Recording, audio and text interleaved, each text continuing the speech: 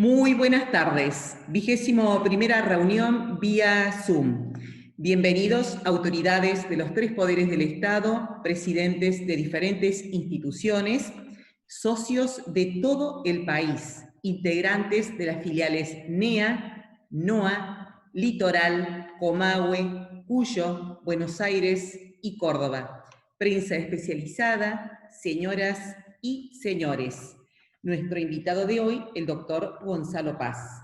Cedemos la palabra a la presidenta de Fundación Mediterránea, señora María Pía Astori, quien brindará la bienvenida. Adelante, señora.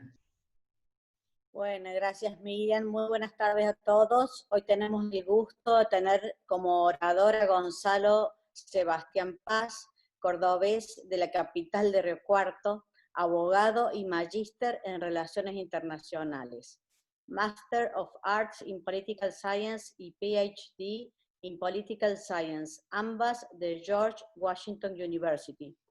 El doctor Paz es experto en relaciones internacionales, en política comparada y política económica. Es un pionero en el estudio de las relaciones entre China y América Latina. Es y ha sido profesor en distintas universidades destacadas del mundo y ha dado múltiples conferencias, tanto en universidades como en centros de investigación. Ha recibido también numerosas distinciones y becas, tantas que puedo estar una hora para nombrarlas a todas. También ha sido consultor del Banco Interamericano de Desarrollo en numerosas misiones de monitoreo de procesos electorales para la Organización de Estados Americanos en distintos países.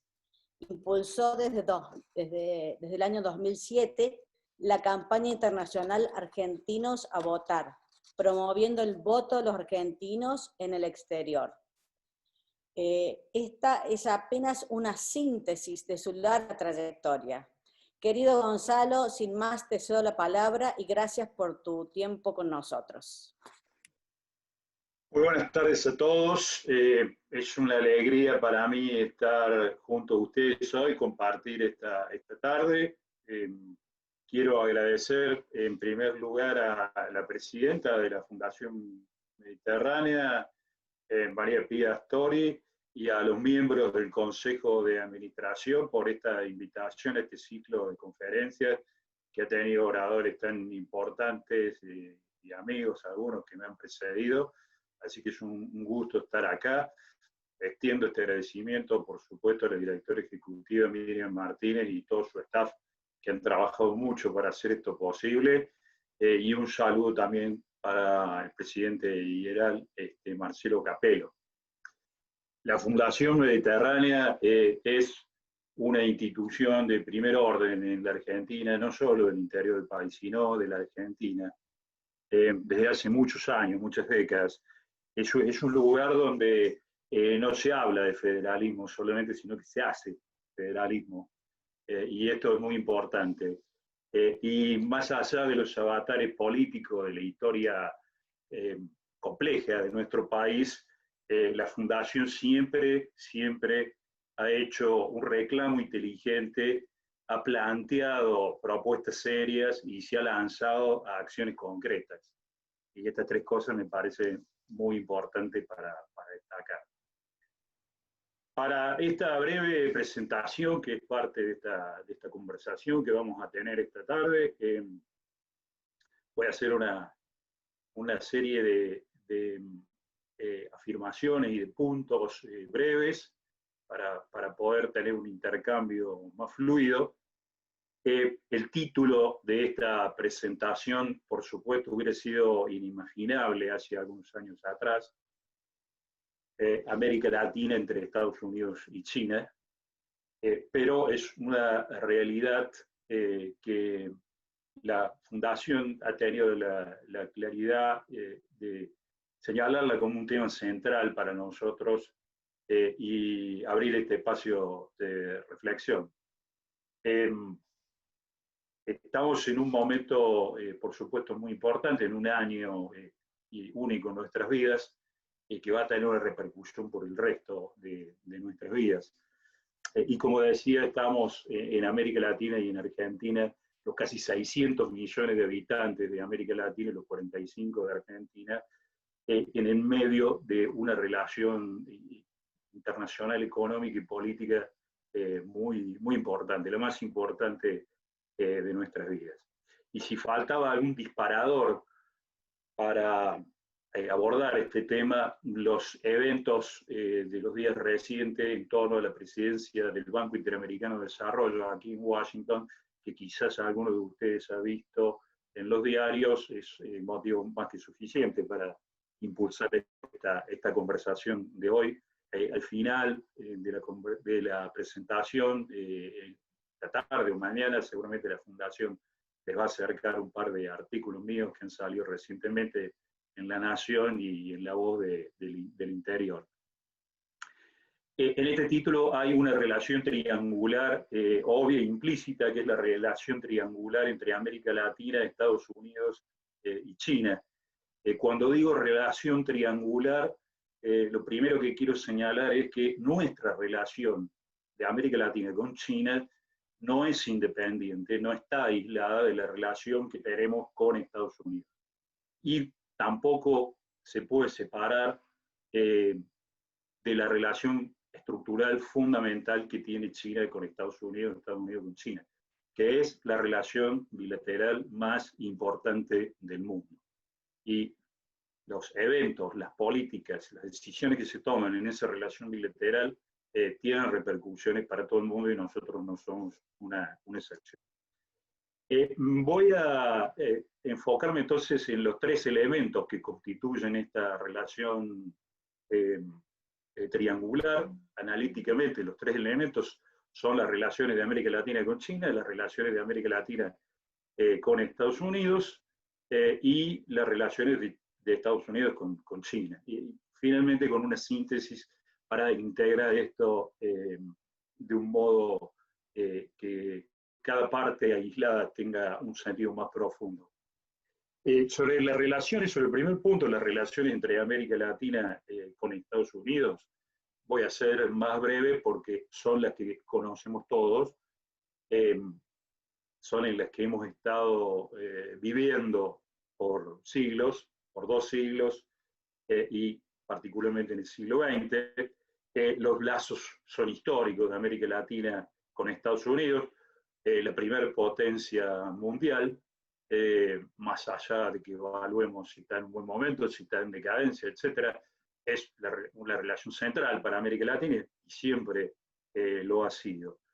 En la Guerra Fría se denominaba esta zona la esfera de interés en términos técnicos. En el lenguaje cotidiano, en los diarios, a veces se usa una expresión que no nos gusta para nada en América Latina, el patio trasero de Estados Unidos. Incluso muchos escritos internacionales se habla del backyard, ¿no? En términos más técnicos, una zona, una esfera de influencia de Estados Unidos, sobre todo en la época de la Guerra Fría. Y además de ser Estados Unidos la potencia principal mundial, la relación siempre ha sido con altibajos entre América Latina y Estados Unidos. Se puede sintetizar muy bien en una frase que los colegas mexicanos siempre repiten, ¿no? Pobre México, tan lejos de Dios y tan cerca de Estados Unidos. No me voy a extender más en reflexionar sobre este lado del triángulo que es una relación con la que estamos todos familiarizados. Sí me voy a extender un poco más en el segundo elemento de esta relación, que es la relación entre América Latina y China.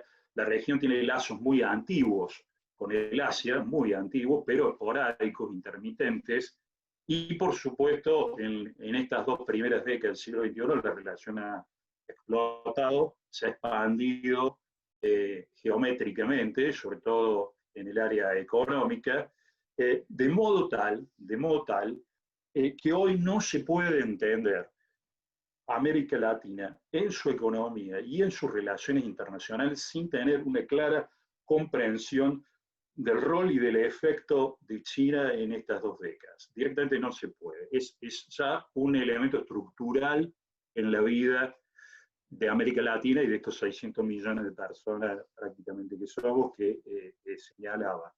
China es, por supuesto, el socio comercial número 1 o número 2 de la mayoría de los países de la región.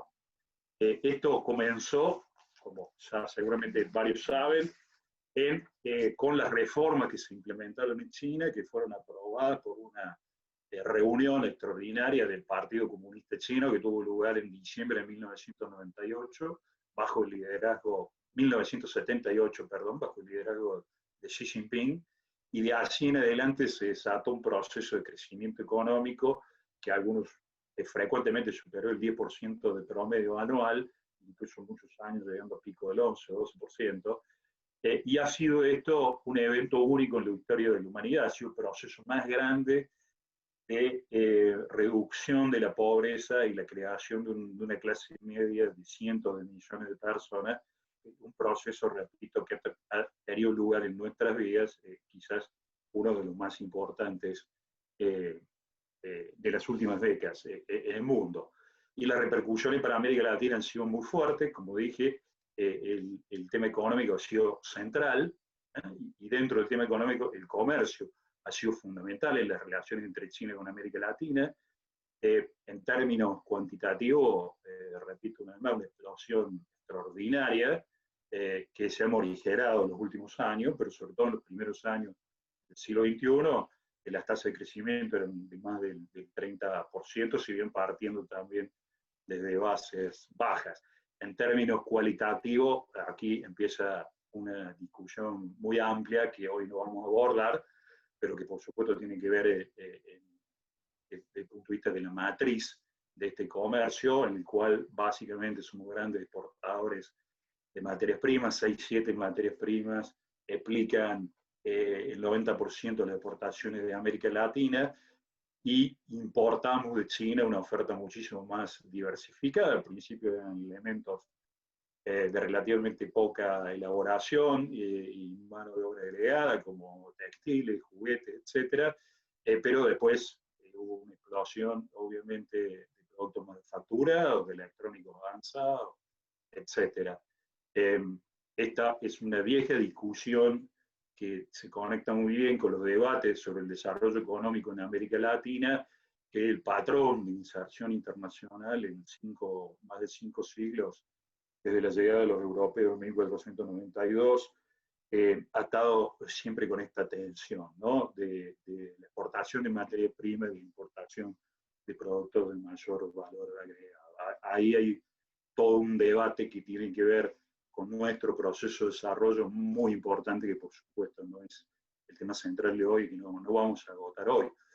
Desde el comienzo del siglo XX, además, se ha dado este crecimiento económico bastante importante en América Latina, y paralelamente un giro hacia la izquierda en la mayoría de los gobiernos de la región en los primeros años de este siglo, y los dos procesos conectados económica y políticamente, ¿no? Uno de los resultados ha sido la disminución de la pobreza y también de la inequidad en América Latina. Ustedes saben que tenemos tasas de inequidad que históricamente han sido las peores del mundo, incluso más bajas, peores que las de África, medidas por el índice de Gini, alguna variante del índice de Gini, la verdad es que sobre todo la primera década, hasta la crisis del año 2008-2009, hubo mejoras muy, muy importantes, que hoy, por supuesto, están amenazadas por los efectos de esta crisis biológica que sufre la humanidad y el manejo que hemos hecho. En el año 2018 se llegó aproximadamente a 300.000 millones de dólares, que por supuesto es un número importantísimo para toda la región. Tener surplus o tener déficit en la relación bilateral ha sido importante, incluso ha moldeado la opinión pública en muchos países. México, por ejemplo, que en promedio por muchos años ha tenido 60.000 millones de dólares de déficit en comercio bilateral con China, es uno de los países en el que la opinión pública tiene una peor opinión sobre China. Hay otros países, Argentina tuvo muchos años de superávit, hemos tenido ahora una serie larga de años de déficit, Chile, Perú, Brasil, etcétera, es un tema central. Siempre existió además la demanda en América Latina por inversiones genuinas, en inglés Greenfield Investment, ¿no es cierto? Inversiones nuevas que crearan puestos de trabajo que no existían. Esto se demoró por bastante tiempo. Después de la crisis del 2008, del 2009, empezó a haber un crecimiento enorme de inversiones chinas en América Latina, bastante concentradas en un grupo de países, 6 o 7 países. Pero, de nuevo, también la calidad de estas inversiones, perdón, en tanto cantidad de inversiones fueron sustanciales. En términos de flujo, China se transformó en unos años en el primer inversor en América Latina. En términos de stock, todavía el stock de inversiones norteamericanas y europeas, principalmente españolas, sigue siendo más grande. Pero en términos de flujo, desde el 2008-2009, ha sido muy importante, con un pico, diría yo, en el año 2015. Desde el año 2015 hasta ahora, las inversiones chinas han bajado significativamente en la región, y ya vamos a ver por qué. Y el otro tema importantísimo, por supuesto, sin agotar el tema económico para nada, que daría para varias conferencias, es el tema de las finanzas. Es un capítulo importante en las relaciones de China con América Latina. A raíz de la crisis del año 2008, que se desató en Wall Street, el año 2009, que fue un año tremendo, Argentina firmó un swap de monedas con China, que se transformó en un pilar importante de la reserva del Banco Central argentino, que nos permitieron cambiar esa crisis y los distintos momentos que vinieron después. Se fue ampliando varias veces este swap, pero distintos países han estructurado programas que tienen que ver con el tema financiero. Hay bancos chinos presentes en un número importante de países de la región. China también ha comprado papeles de la deuda externa de algunos países, Costa Rica, por ejemplo, etcétera. Y hay otras dimensiones económicas que no quiero, que no tenemos tiempo para abundar, como son varias zonas de libre comercio que han firmado países latinoamericanos con China, la cooperación multilateral, que es otro nivel, otra capa en la relación que se ha agregado en los últimos años entre China y la CELAC, que ha abierto una serie de programas de cooperación importantes. Y también hay un componente político en la relación entre China y América Latina, que tampoco vamos a tener mucho tiempo de agotar, pero que tiene algunos elementos bien conocidos. Uno es la lucha por el reconocimiento diplomático entre la República de China en Taiwán y la República Popular China en el continente, Taipei y Beijing o Pekín.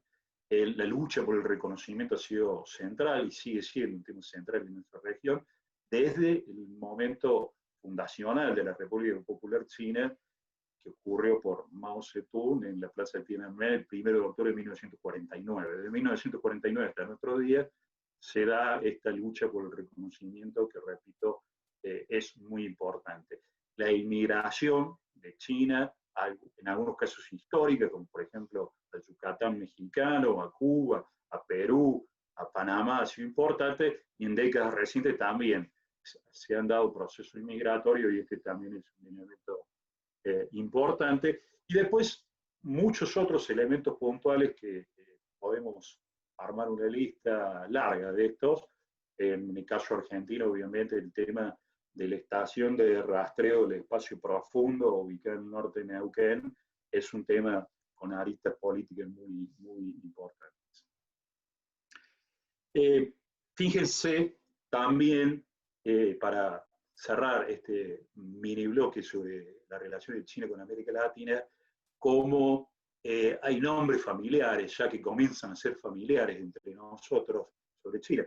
En el siglo XIX, cualquier ciudadano medianamente ilustrado conocía y hablaba y sabía lo que pasaba en Londres, en Manchester y en Liverpool.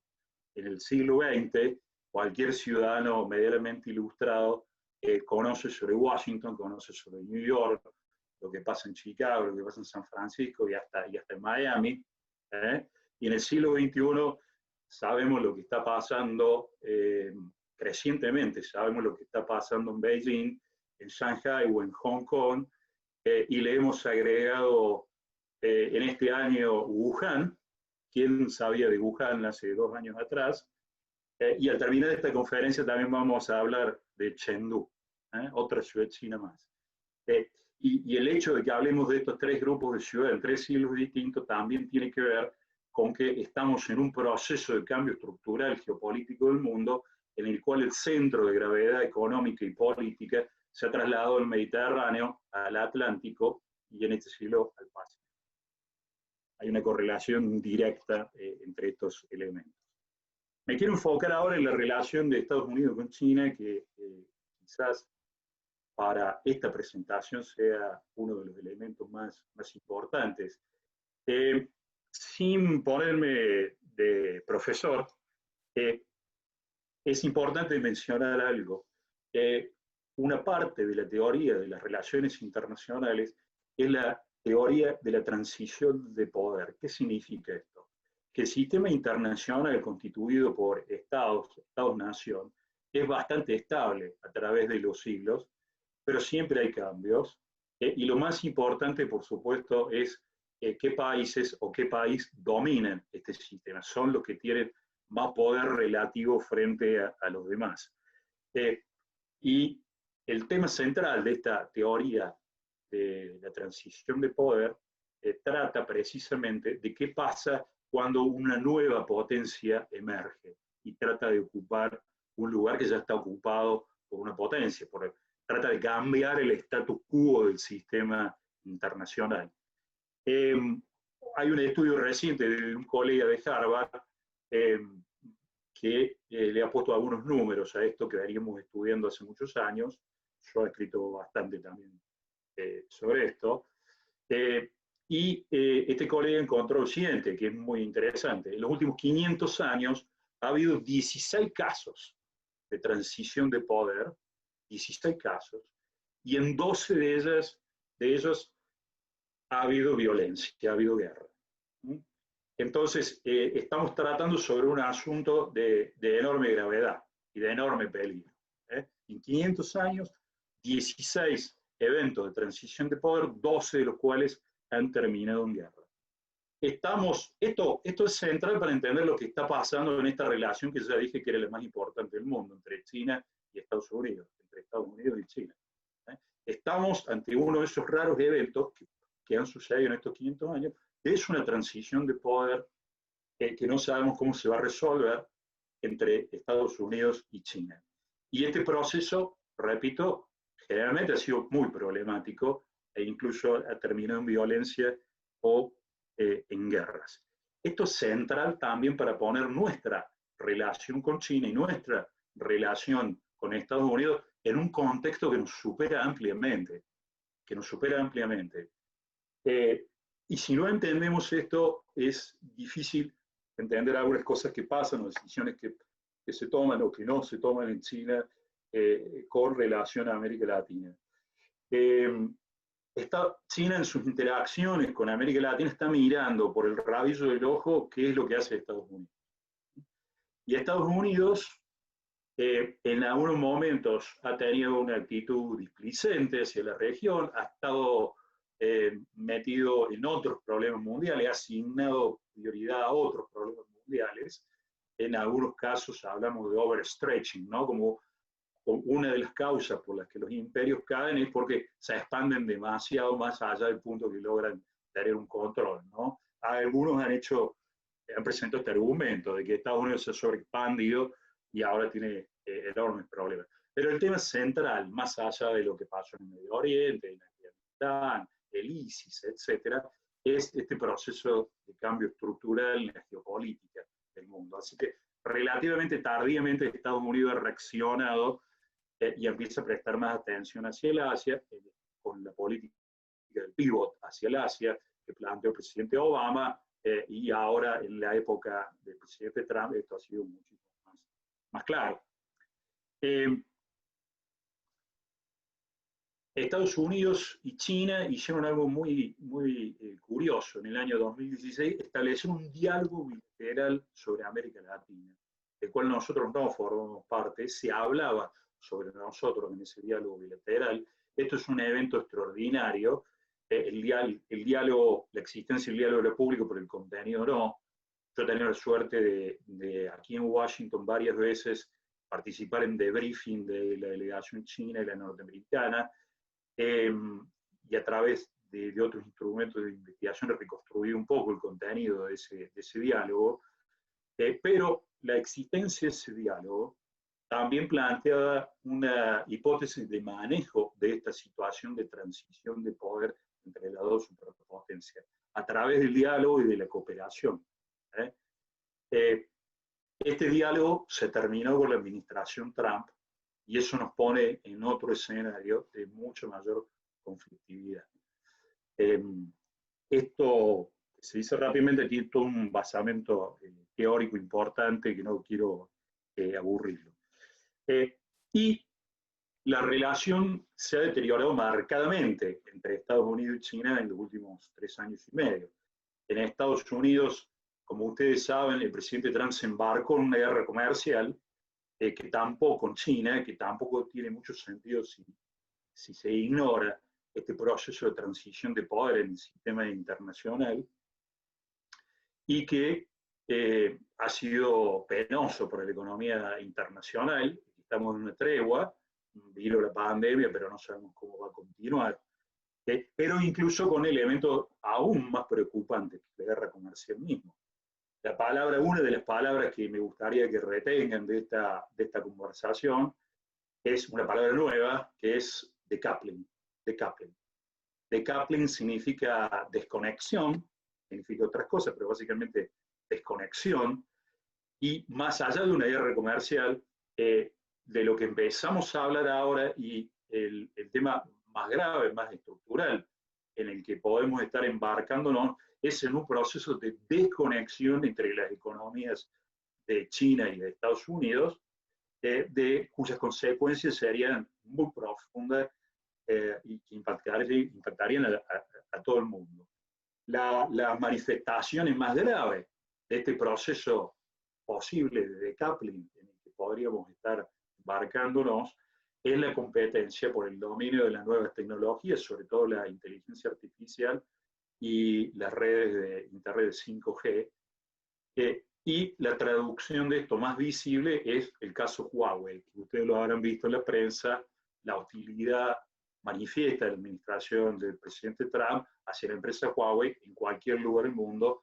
El trasfondo de esta hostilidad hacia Huawei es precisamente esta lucha por el dominio de los sectores frontera de la inteligencia artificial, de la red 5G, y que, repito, si esto progresa hacia adelante, continúa en la dirección en la que va, este decoupling precisamente se va a firmar y podríamos estar ante una especie de clonación de la globalización en dos globalizaciones dominadas por dos polos diferentes, por Washington y por Beijing, y cuya interacción y diálogo tecnológico, etcétera, no sabemos realmente cuál va a ser o si van a estar realmente totalmente separados. Pero esto crea dos ecosistemas políticos y económicos muy, muy profundos, y este puede ser uno de los escenarios a los que nos estemos encaminando si no se hace alguna otra cosa al respecto. La otra palabra y otra idea que me parece central para entender lo que ha pasado, sobre todo en estos últimos años de la administración Trump, es una palabra que también venía desde el final de la administración Obama, y es, lo voy a decir en inglés, economic statecraft. Economic statecraft, que es difícil de traducir, pero es una comprensión de la economía, no solo en los términos clásicos que conocemos, que nos enseñaron en la facultad, sino es un uso de la economía en beneficio de los intereses profundos del Estado. Que esto que imaginamos que era algo natural en los regímenes comunistas, empieza a ser una palabra muy importante ahora en todo el mundo, y también en Occidente, y también en Estados Unidos. Economic statecraft. No se comprende la guerra comercial, no se comprende el posible proceso de decoupling, de desconexión entre estas dos grandes economías, sin entender esta idea de economic statecraft. Esto quiere decir que el periodo que se abrió con el fin de la Guerra Fría, que ocurrió el 25 de diciembre de 1991, por la disolución de la Unión Soviética, este periodo en el cual la economía ha sido la ciencia social reina que ha dominado la discusión internacional en estas 3 décadas, ese periodo se ha cerrado de alguna manera. Por supuesto, no es que no vamos a hablar nunca de economía, ni nunca más, vamos a seguir hablando como siempre, pero el dato que tenemos que registrar para entender esta idea de economic statecraft es que el poder ha vuelto. Se vuelve a discutir el poder como no se discutía, con la fuerza que se discutía durante la Guerra Fría y en otras épocas de la historia mundial. El poder ha vuelto al primer plano de la discusión mundial. Power is king, power is back. El poder está de regreso, el poder es rey. Y no va a haber discusiones económicas limpias, abstractas, separadas, sin tener en cuenta la discusión sobre los elementos de poder. Mucha gente cree que esto en realidad nunca estuvo separado, el poder siempre estuvo ahí, pero ahora esto llega de un modo inequívoco a la primera página, digamos. Para terminar, simplemente esta presentación de estos elementos y comenzar una conversación, quisiera conectar estas áreas de análisis que presenté previamente, estas 3 áreas, en una síntesis, y lo quiero hacer a través de un caso, que ha sido el caso del Banco Interamericano de Desarrollo, que ha sido y es y será el Banco Interamericano de Desarrollo. El año pasado, en marzo, en 2019, en marzo del 2019, se iba a llevar a cabo la asamblea anual del BID en China, en la ciudad de Chengdu. Era el 60 aniversario del banco y era el 10º aniversario de la presencia de China como un miembro del banco. China trató también de ser parte del organismo multilateral de la región, se transformó en un miembro observador de la OEA en 1994, tuvo el objetivo siempre de entrar al BID como un accionista, y tardó 15 años ese proceso. Esto también dice mucho acerca de la claridad del objetivo estratégico.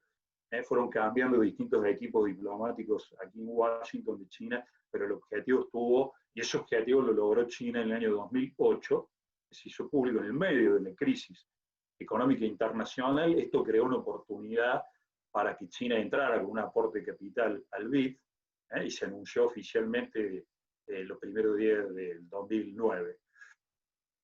Pero China es un miembro del BID desde esa época, y el BID es una institución multilateral muy importante para América Latina. Fue creada en 1959, en medio de la Guerra Fría. Es la institución multilateral económica más importante para América Latina y la más seria. Así como la OEA ha sido la caja de resonancia de múltiples conflictos políticos, la tensión es permanente en la OEA, el BID ha sido un organismo en general bien manejado técnicamente, manejado principalmente por los latinoamericanos, y ha tenido un rol en el proceso de desarrollo económico en muchos países de la región absolutamente crucial. Un dato más importante, fíjense, hablábamos de inversiones de China en la región. En el año 2015 las inversiones de China en la región fueron más altas, fueron superiores a las del BID, a las del Banco Mundial y a las del Fondo Monetario Internacional combinadas.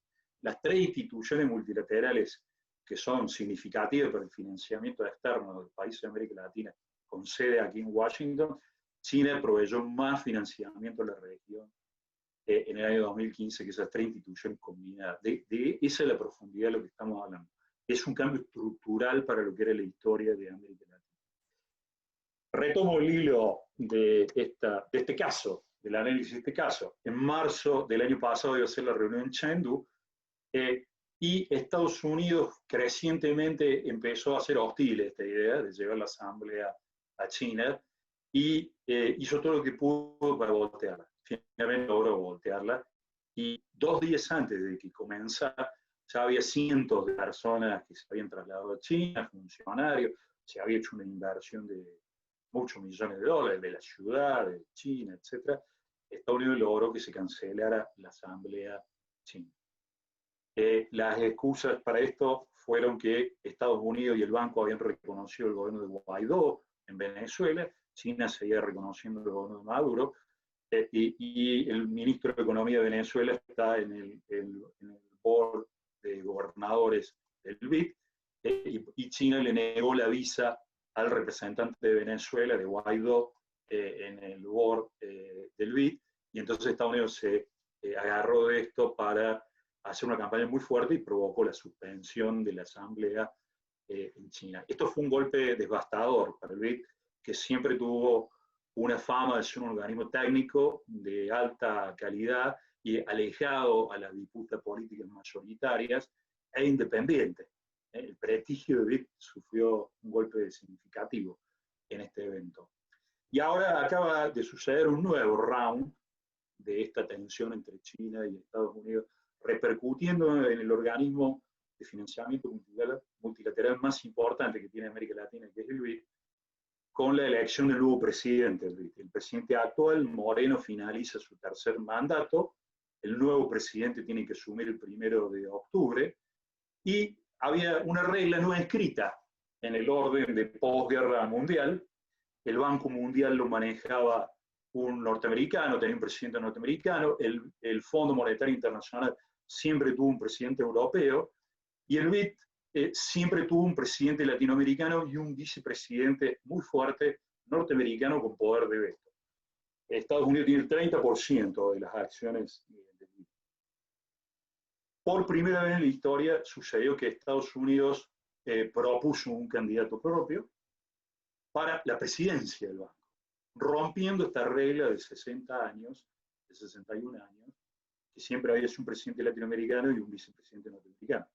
Propuso un presidente propio para el banco, y esto, de nuevo, es una bomba atómica para los que seguimos los acontecimientos políticos, diplomáticos y de relaciones internacionales de la región.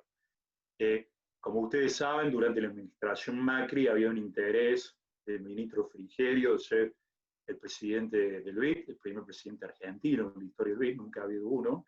Durante la administración del presidente Fernández ha habido un interés en promover al secretario de Asuntos Estratégicos, Gustavo Vélez, como presidente del banco, pero había otros candidatos latinoamericanos importantes, como la expresidenta de Costa Rica, Laura Chinchilla, pero Estados Unidos toma esta decisión.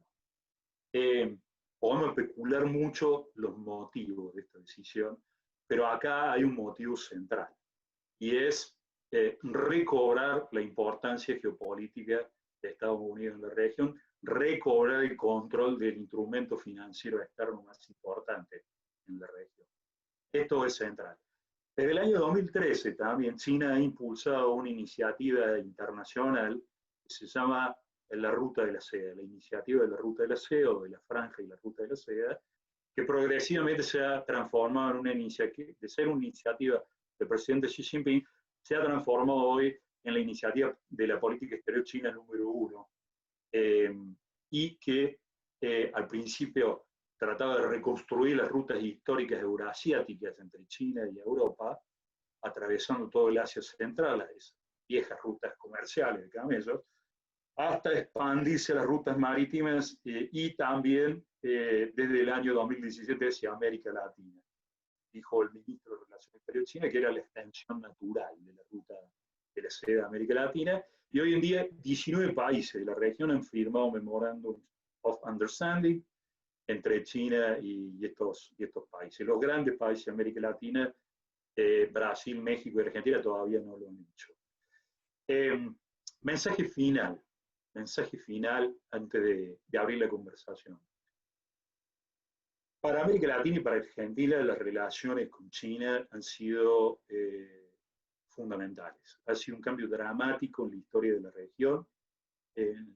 Nosotros en Argentina comprendemos muy bien que China fue un factor central para superar la crisis del 2001, cuando no teníamos ayuda internacional de ningún tipo. La relación con China es muy rica, es muy variada, es crecientemente variada, no se agota solamente en el tema comercio, que por supuesto es importantísimo. Es una relación que además tiene un potencial enorme todavía, que todavía se puede expandir muchísimo más, distintas facetas económicas y de otro tipo, pero Estados Unidos también está de vuelta en la región y la región vuelve a estar en una situación de tensión geopolítica equiparable a la de la Guerra Fría. En vez de ser Estados Unidos con la Unión Soviética y Estados Unidos con China, hay un déjà vu, un aire de familiaridad entre lo que está sucediendo ahora y lo que pasó antes. No es igual, pero es sencillo aplicar esas viejas estructuras para tener un entendimiento más o menos rápido de lo que está empezando a pasar. Y que esto significa también una pérdida de espacio para las políticas exteriores de nuestros países importante. De acá en adelante, cada una de nuestras decisiones de política exterior en los países de América Latina con relación a China tiene un costo creciente y riesgos crecientes. Hemos tenido una enorme libertad en estas 3 décadas para proponer cosas, para hacer cosas, y si no las hicimos fue porque no quisimos o no pudimos, pero de ahora en adelante va a haber costos muy, muy importantes. Les puedo dar una lista de casos donde ya se evidencian estos costos. Esto no quiere decir que no tengamos más relación con China, por el contrario, pero nos estamos metiendo en un territorio muy incómodo y que lo va a ocasionar muchos inconvenientes. Les agradezco muchísimo su atención. Muchas gracias. Perfecto, brillante su exposición, doctor Gonzalo Paz. Damos lugar a las preguntas y le damos la palabra a Marcelo Capello, presidente del IERAL. Sí, hola, buenas tardes. Gonzalo, muchas gracias por participar. No se ve ahí mi cara porque estoy con una notebook que no había usado antes y por ende veo que la cámara no anda. No es porque esté en pijama ni nada raro. Gonzalo hace muchos años que está en Estados Unidos, pero no ha perdido en algunos momentos la tonada cordobesa, así que está aportando a esta visión federal de la Argentina. 2 preguntas. La primera, esa visión nueva en Estados Unidos respecto de China, ¿es solo de Trump y su círculo, de todo el Partido Republicano? ¿También es del Partido Demócrata? Y segundo, si se da que el mundo en gran medida queda dividido en 2 bloques, en política y sobre todo en la economía, donde en cada bloque se negocia menos, se comercia menos con el resto, ¿cómo ves a Argentina en esa situación? Desde el punto de vista, o qué nos convendría, o qué ves como más probable como ubicación de Argentina en alguno de esos 2 bloques. Con respecto, muchas gracias, Marcelo. Un gusto compartir esta experiencia también contigo. Con respecto a la primera pregunta, siempre hubo sectores en Estados Unidos muy antagónicos hacia China, eran minoritarios. Hubo algunos eventos puntuales donde se disparó este interés y esta controversia sobre China. Por ejemplo, cuando fue el traspaso del canal de Panamá de Estados Unidos a Panamá, precisamente, y después se privatizaron varias instalaciones allí, y China controla, por ejemplo, el egreso y el ingreso al canal, y China participó en la expansión del canal, la ampliación. Ha habido eventos puntuales donde el interés se ha hecho público, esta tensión, pero, repito, desde finales de la primera administración Obama, del primer periodo de Obama, durante el tiempo de Hillary Clinton como secretario de Estado, ya hubo una política oficial que se llamó el pivot como en el básquet, ¿no? Girar la atención porque decir, bueno, estamos con muchos problemas en el mundo, con ISIS, en Afganistán, etcétera, pero lo que realmente está pasando, lo estructural y que nos va a afectar en el largo plazo, es esto, el cambio que se está dando en Asia, ¿verdad?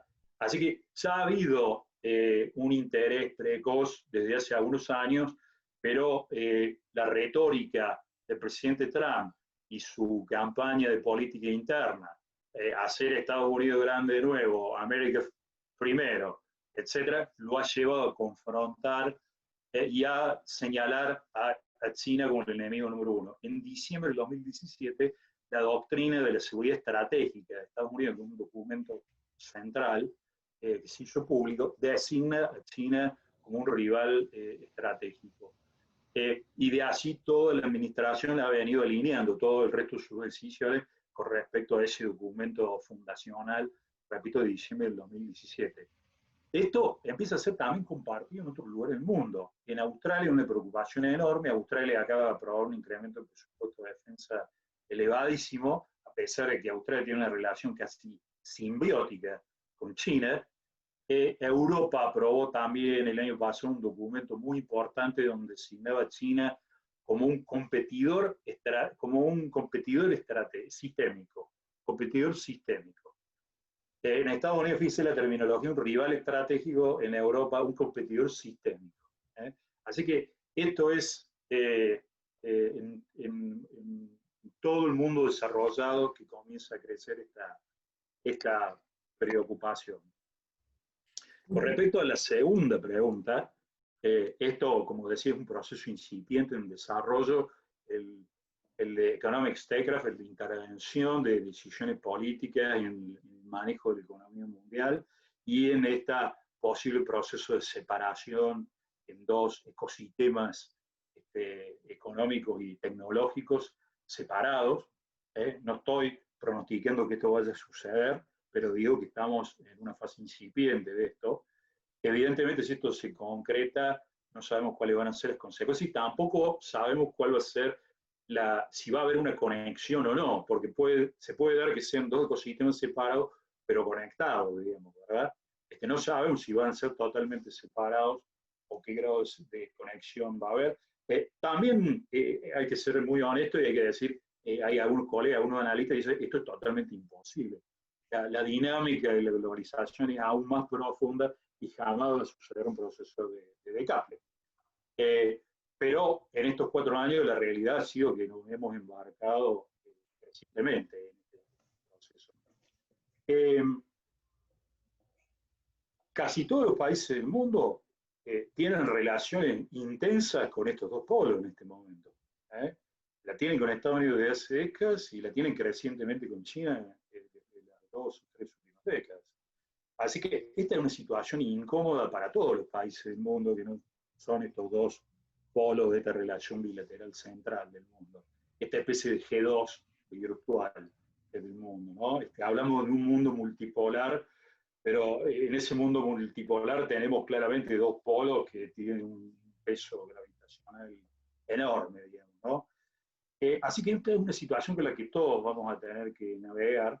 Y Argentina no va a ser una excepción. Argentina tiene una larga tradición de más de 100 años de neutralidad en la Primera y la Segunda Guerra Mundial, debatida, polémica, y entre los analistas, los estudiosos, hemos seguido discutiendo si era lo mejor que podríamos haber hecho durante las 2 guerras mundiales. Pero hay una tradición, e incluso en la opinión pública argentina, muy fuerte. Tenemos una relación económica muy, muy fuerte con China, compartimos una serie de valores, evidentemente con todo Occidente, no solo con Estados Unidos. Nuestra Constitución fue moldeada por Alberti en base a la Constitución de Estados Unidos. Tenemos un sistema democrático de gobierno. Los derechos humanos son un valor muy importante en nuestra sociedad. La diversidad, la pluralidad son esenciales, la libertad de prensa, etc. Entonces estamos en una situación dicotómica, como ya ha pasado otras veces en nuestra historia. Así que vamos a estar en una situación muy, muy incómoda. Como dicen los economistas, también hay distintos puntos de equilibrio, ¿verdad? Chile, por ejemplo, tiene una zona de libre comercio con China y tiene una zona de libre comercio con Estados Unidos. Nosotros no tenemos libre comercio ni con China ni con Estados Unidos. Estamos en otro punto de equilibrio. Nuestra situación de tensión con estos dos polos va a ser igual a la de Chile, pero Chile va a tener especificidades propias. Así que es difícil hacer un pronóstico. Lo que sí está claro es que vamos a tener que navegar en una situación muy, muy incómoda. E incluso esto se planteó ya, a mí me han consultado varias veces ya el gobierno anterior y sobre el tema de la conveniencia de que Argentina firme el convenio de la ruta de la seda, de la iniciativa de la ruta de la seda, y también Estados Unidos ahora, que al principio lo presentó de la administración Trump, solamente tenía una política de castigo a los que no hacían, no se alineaban con las políticas norteamericanas, empieza ahora a crear también estímulos positivos, lo que decíamos en la época de Roosevelt, más de 100 años atrás, stick and carrots, palos y zanahorias. Al principio de la administración Trump hubo palos, ahora empieza a haber zanahorias. Estados Unidos ha creado algo que se llama America Growth, o América Crece, que seguramente en los próximos meses y el año que viene vamos a discutir bastante, pero es una iniciativa para desarrollar infraestructura, para conectarse con la empresa norteamericana que Estados Unidos va a impulsar y que compite en forma directa con la iniciativa de la ruta y de la SEA. La primera pregunta va a ser, ¿firmamos una, firmamos la otra o firmamos las dos, digamos, ¿cierto? Pero estos son algunas de las decisiones que va a haber que tomar seguramente en los próximos 2 o 3 años. Perfecto, brillante la exposición y ahora le damos la palabra a la señora Cledis Candelaresis, que se prepara Jorge Vasconcelos y después Marcelo Lardapita. Cledis, adelante por favor.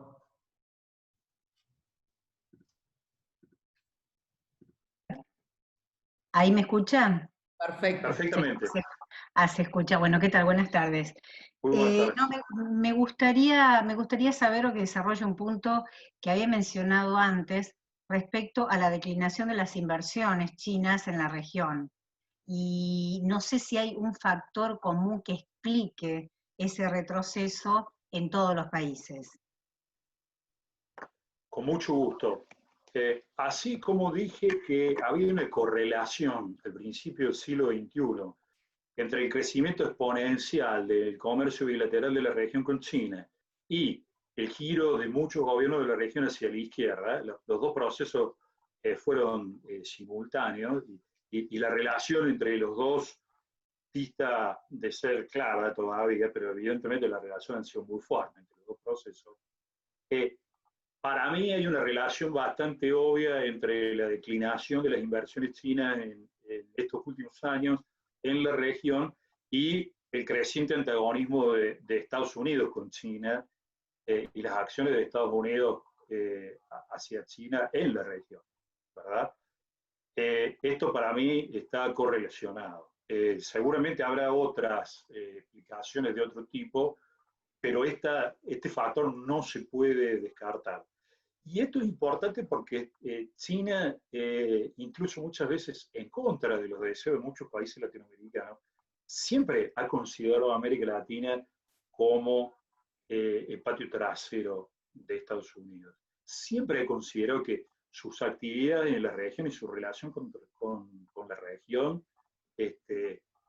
perturbaban de alguna manera o eran riesgosas a su relación bilateral directa con Estados Unidos, que se estaban metiendo en un área natural de Estados Unidos. China jamás se confundió. Y tengo un montón de casos para ilustrar esto. Les voy a decir uno.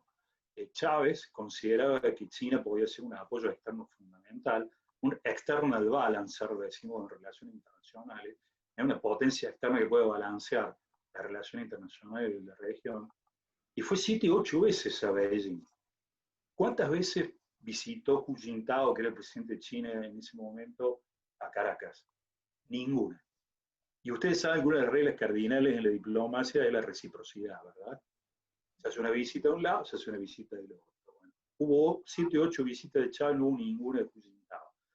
Hubo unas inversiones muy grandes de China en Venezuela, pero no hubo nada que levantara el perfil político de esa relación. Así que China es muy cuidadosa, pero obviamente la decisión de la política exterior de recuperar la iniciativa y recuperar influencia en la región ha sido muy, muy marcada. Yo pienso de que China ha tratado de cubrirse, de bajar el perfil en la región. Esto no quiere decir de que esto vaya a seguir siendo de este modo, pero por lo menos mientras dure el primer mandato del presidente Trump, esta ha sido la política de China, mantener un nivel de relaciones comerciales relativamente alto, pero bajar la exposición en otras áreas, entre ellas la de las inversiones. Por supuesto, me imagino que es una de las preguntas que ya deben tener listo varios, digamos. ¿Qué pasa si el 3 de noviembre, si gana el presidente Trump un segundo mandato o si ganan los demócratas? Esto también está conectado con la pregunta que me hacía Marcelo Capello, ¿verdad? Si esto era algo de Trump o si iba más allá. la administración Trump.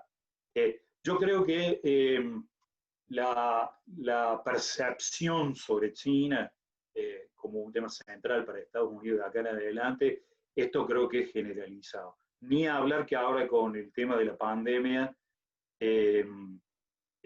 China ha quedado en una posición muy incómoda, ¿no? Porque si bien algunos hablan de la diplomacia del barbijo, de la diplomacia de la ayuda para enfrentar el COVID, ha habido también un gran debate internacional que ha erosionado mucho el soft power, la legitimidad de China sobre el origen de la pandemia, porque pasó allí, porque crearon el virus artificialmente, porque no lo crearon, pero se les escapó, porque no lo crearon y surgió allí, pero no le dijeron nada al mundo. Hay muchas versiones de esto, pero claramente China ha estado a la defensiva y en una situación muy, muy incómoda, que yo creo que los aviones con alguna mascarilla no han logrado compensar.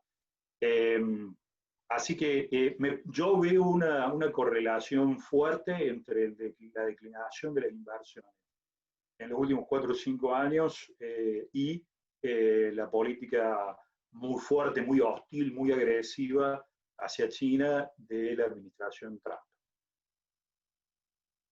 Muy bien, muchas gracias. Le damos la palabra a Jorge Vasconcelos, vicepresidente de IERAL. Gracias, Miriam. Un gusto, Gonzalo. Un gusto. Gracias por el aprendizaje que estamos teniendo. Me da la impresión que este escenario donde mencionás que se van a correr costos y vamos a tener riesgos en las decisiones que vayamos tomando, quizás sea un incentivo muy fuerte para que los países de la región, particularmente Argentina, expliciten, sean muy transparentes respecto de lo que buscan con su política exterior, y no solo su política exterior, es decir, no solo cómo van a votar en algún organismo internacional, sino también cómo van a asignar y van a permitir o no permitir las inversiones en recursos naturales. Estoy pensando en la pesca, en el agua dulce. Es decir, una forma de minimizar esos costos y esos riesgos sería que se viera que en nuestras decisiones no tenemos segundas intenciones. ¿Cuán preparado, si estás de acuerdo con la pregunta, cuán preparado ves a los gobiernos de la región para trabajar en esta línea de explicitar políticas y que ni Estados Unidos ni China vean que hay una segunda intención en alguna medida que se tome? Bueno, un gusto, Jorge, y la pregunta es muy importante. La respuesta corta a la pregunta, a la parte final de tu comentario, es que no, para nada estamos preparados. Es más, muy pocos países y muy pocas administraciones entienden en lo que nos estamos metiendo, en esta enorme hostilidad y en esta situación de enorme gravedad en la que nos estamos metiendo lentamente como un Titanic que va hacia un iceberg, que nos estamos metiendo.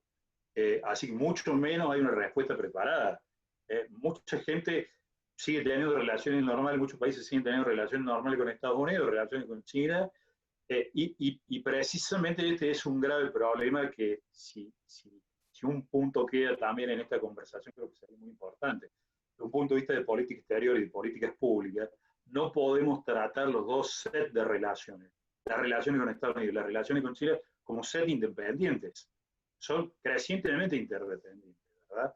De hecho, en una revista que se edita en Argentina especializada sobre las relaciones con China, yo escribí un artículo hace algunas semanas atrás proponiendo una reforma de Cancillería, que tenemos la misma Cancillería de décadas, por no decir de un siglo, proponer una reforma estructural, institucional, en la que tanto las áreas, el área que se dedica a China y Asia se tiene que expandir enormemente, por todo lo que acabamos de decir.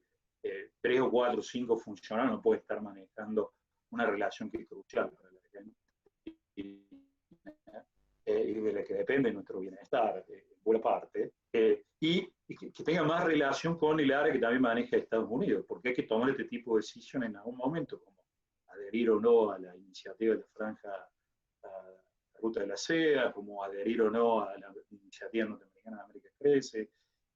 Esto no lo podemos hacer con una organización interna de Cancillería del marco de estanco, y esto va fuera de Cancillería también. La Cancillería tiene que interactuar y tener reuniones mensuales o quincenales con otros ministerios, y el gobierno lo mismo tiene que hacer con el resto de la sociedad, con las fundaciones que piensan, que juntan, con la Unión Industrial, con la sociedad rural, etcétera, la mesa de enlace, etcétera. Esto es algo en lo que nos jugamos demasiado, ¿no? No estamos preparados para nada, ¿no? Porque ni siquiera entendemos en dónde nos estamos metiendo, así que mucho menos tenemos una respuesta preparada. Hacer declaraciones explícitas debe decir, ok, nuestra relación va a ser fundamentalmente comercial y no vamos a tener ningún vínculo político, puede ayudar. En la región tenemos gobiernos democráticos mayoritariamente, esto significa que periódicamente tenemos renovación de gobiernos y tenemos gobiernos de distintos signos que asumen el poder. La propuesta sería válida si se transformara en una política de Estado, pero mientras sea algo discutible y no haya un consenso entre la élite política, son compromisos difíciles de sostener, ¿verdad? Son difíciles de sostener. Si me permitís una nota al pie académica, yo hace muchos años, señalaste el tema de la votación en los organismos internacionales. Yo hace muchos años hice un pequeño estudio de la primera década del siglo XX, de 21, perdón, que desde el 2003 en adelante en Argentina estuvo conducida por el kirchnerismo, y me topé con algo muy curioso, porque yo empecé a estudiar los patrones de votación en las Naciones Unidas, en la Asamblea General. En particular, Estados Unidos, el Congreso de Estados Unidos le pide al Departamento de Estado todos los años que le diga cómo los países han votado en votaciones que Estados Unidos considera que son esenciales para sí mismo. De todas las cosas que se votan durante el año, en Estados Unidos decide que sus intereses estratégicos están presentes en 10, 12 votaciones, más o menos ese es el número, y entonces el Congreso le pide al Departamento de Estado que le diga cómo el mundo ha votado en esos casos que son centrales para Estados Unidos. Entonces yo tuve esos casos durante 10 años, la primera década del siglo XXI, y me encontré, y esa es la belleza a veces de la investigación, ¿no? Me encontré con algo extraordinario. Países que tenían una relación muy buena con Estados Unidos, porque, por ejemplo, tenían una zona de libre comercio como México, con el NAFTA, Chile, etcétera, tenían determinado patrón de votación bastante estable, ¿no? Venezuela, cuando se produce la situación de inestabilidad o el golpe de Estado contra Chávez, después del golpe de Estado, Venezuela pasa a tener un patrón de votaciones más hostil con Estados Unidos aún que el de China, ¿no? Pasa a ser el caso más extremo, más hostil aún con Estados Unidos que China, y Brasil, que bajo la égida de los gobiernos progresistas de Lula y de Dilma, tenía aspiraciones a incluso ocupar una silla permanente en el Consejo de Naciones Unidas, que se proyectaba como una potencia de influencia creciente en el mundo a través de los BRICS y de otros instrumentos. Brasil se iba separando lentamente del patrón de votación normal de Estados Unidos, pero lejos todavía de China, en medio, ¿no? La curiosidad acá es cómo votó Argentina. Bueno, Argentina, mientras en los años que yo hice el estudio, la primera vez que el siglo XXI, votó exactamente igual que la mayoría de los países latinoamericanos. Yo hubiera esperado que bajo la conducción de kirchnerismo hubiera seguido más o menos un patrón de votación parecido al de Lula y al de Dilma, y sin embargo votó muy parecido a cómo votaba Chile y México, ¿no? Perfecto. Yo he hecho el estudio en la segunda década. Quizás con la ayuda de la Fundación podríamos encarar ese estudio. Gracias, Gonzalo. Le damos la palabra al señor Marcelo Lardapide y se prepara el señor de la empresa Alario. Adelante, Marcelo.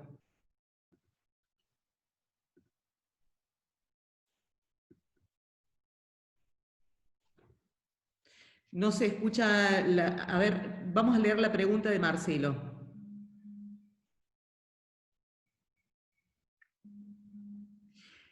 Buenas tardes a todos. Desde Trenquelauquen pregunta, no en la guerra comercial, pero sí en la guerra del poder. ¿Qué papel juega Putin, Rusia? Bueno, esa es una pregunta muy buena. Yo me dedico casi toda mi vida, por 3 décadas, mucho al Asia, he vivido en Asia, etcétera. La gente me conoce en el CARI, en Argentina, en todo el mundo, por alguien que ha estado muy focalizado en Asia, pero casualmente desde hace 7 años vengo siguiendo muy estrechamente Rusia, he visitado muchas veces Rusia. En este momento, por el verano, estoy en el Woodrow Wilson Center, aquí en Washington, gané la Kennan Fellow, que es una beca focalizada en Rusia. Estoy analizando lo que pasa entre Rusia y América Latina y las reacciones de Estados Unidos muy de cerca. En los años 70, en plena Guerra Fría entre Estados Unidos y la Unión Soviética, Kissinger tuvo esta idea, que después obviamente fue tomada por su presidente, por el presidente Nixon, de que había que recuperar a China y transformarla en un actor en esta competencia de dos, desarmarla, ¿no? Y alistar a China del lado de Estados Unidos. China era un país comunista, había estado muy unido a la Unión Soviética, pero en la separación del campo popular, del campo socialista, también se había comenzado a enfrentar a finales de la década de los 60 con la Unión Soviética. Y fue Kissinger el artífice del acercamiento de China, jugar la carta china, se decía en esos años, a favor de Estados Unidos y de Occidente, y que fue un factor realmente importante en el fin de la Guerra Fría.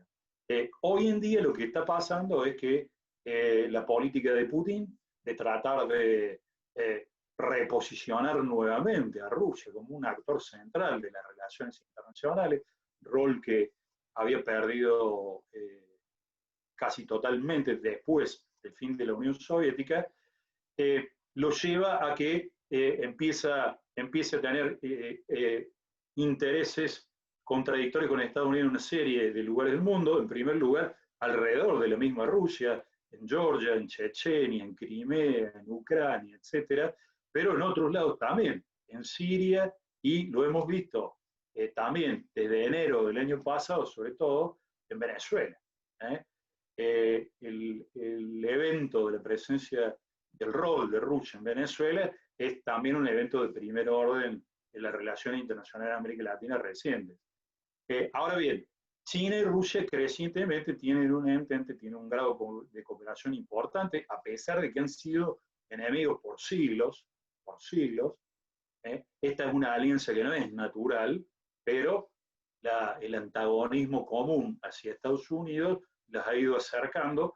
Hay mucha gente que es muy escéptica dentro de Rusia acerca de que esto sea viable en el largo plazo, una alianza con China, pero esto está sucediendo. Y entonces en Estados Unidos también hay una polémica, un diálogo creciente acerca de quién perdió a Rusia, ¿no? Porque perder a Rusia, lo que se viene, es realmente un elemento de mal pronóstico para Estados Unidos. Pero por otro lado, la misma presencia de Putin, que además acaba de reformar la constitución china, con lo cual él va a seguir teniendo un rol preponderante mientras esté biológicamente activo, por lo menos hasta el año 2036.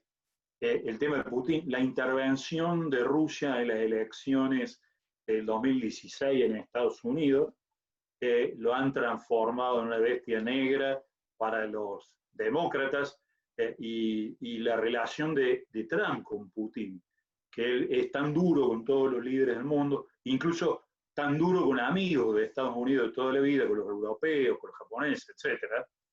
Sin embargo, con Putin tiene una relación de deferencia que realmente en Estados Unidos ha causado mucho asombro. Así que este es un elemento, esta pregunta le agradezco, porque este es un elemento muy importante para entender el mundo en el que estamos y el papel de Rusia. ¿Cómo va a ser Estados Unidos en superar este tremendo antagonismo renovado que hay con Rusia por la intervención de Rusia en la política norteamericana y en otros lugares del mundo, en Cataluña, etcétera, pero a la vez el valor de Rusia como un elemento estratégico en su relación con China. Este es un dilema de política pública y política exterior en Estados Unidos que va a ser fundamental para ver cómo evoluciona y ver si se puede resolver de alguna manera. Bárbaro, muy bien. Adelante Jorge Roveri y se prepara Mariano Causino. Jorge Roveri de la empresa Lario. Buenas tardes, muchas gracias por la invitación y fantástica la charla que estamos escuchando. Quería consultarle, usted comenzó comentando el increíble crecimiento que ha tenido China los últimos años, que ha sido único en el mundo realmente. Hemos tenido suerte de poderlo ver. ¿Cómo se explica que no habiendo, si se quiere, democracia, una economía planificada, y por otro lado hay una especie de un gran capitalismo también dentro del mercado? ¿Cómo lo definiría a este sistema? Y por otro lado, se dice que China no tiene ambiciones imperialistas hacia el mundo, y otros dicen que sí la tiene. ¿Qué opina al respecto? Con respecto a la primera, muchas gracias por la pregunta, muy importante, por supuesto. Fíjese que China no habla de la reemergencia de China a nivel mundial. China habla de la restauración de su lugar en el mundo. En toda la historia de la humanidad, hasta hace 2 siglos, China fue siempre un lugar más importante, más desarrollado y más rico, ¿verdad? Siempre fue el lugar principal del mundo, por supuesto, desconectado o con delgadas líneas de comunicación como era en la ruta del C, pero siempre fue. Fíjense que la palabra que usan los chinos para nombrarse a sí mismos es el imperio del medio. Cuando ustedes ven el signo chino, las letras chinas, como un cuadradito con una raya, ¿verdad? Ese cuadradito con la raya significa el eje del mundo, ¿no? El centro del mundo. Entonces, para China esto es la restauración a un lugar natural que nunca debieron perder, ¿no? Esto es muy importante. Siendo mucho más cerca en el tiempo, a 1978, como dije, cuando empezó el proceso de reformas de la economía china, Deng Xiaoping tenía una idea de enorme pragmatismo, ¿no? En su consideración, el extremo ideológico durante la época de Mao, que había llevado a la gran hambruna, etcétera, la muerte de millones de personas, todos estos excesos había que corregirlos, y su política era muy pragmática. Y de hecho él tenía 2 frases, que voy a citar acá, su espíritu, que explican su visión de la economía y su visión de la economía en relación con el mundo y del poder del mundo, ¿verdad? La primera frase es: no importa que el gato sea negro o blanco, lo que importa es que case ratones. Pragmatismo total. Introducir los mecanismos de mercado paulatinamente, al principio en algunas regiones especiales se iban haciendo como experimentos. Se iba aprendiendo y después se iba extendiendo a otros lugares de China. Un proceso paulatino, esto no ocurrió de la noche a la mañana, ¿verdad? Se iba aprendiendo lecciones de cómo gestionar una economía más capitalista. Y la segunda idea de Deng Xiaoping, que ha sido fundamental hasta Xi Jinping, era mantener la cabeza baja y acumular fuerzas. Mantener un perfil bajo y ser cada vez más fuerte. Esta era su idea de política exterior en el mundo, ¿no? Y en América Latina un caso de aplicación muy, muy claro.